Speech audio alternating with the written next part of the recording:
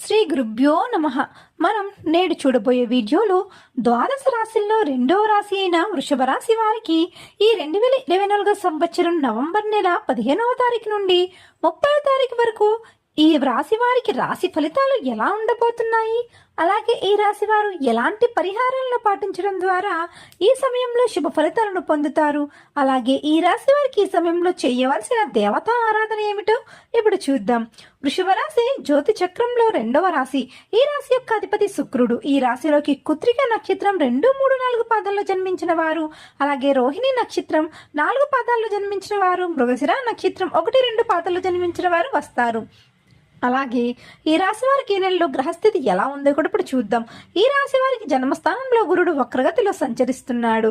అలాగే శని భగవానుడు కూడా కుంభరాశిలో వక్రగతిలో సంచరిస్తున్నాడు. ఇక కుజుడు 3వ స్థానంలో, 11వ స్థానంలో, రాహువు 5వ స్థానంలో, కేతు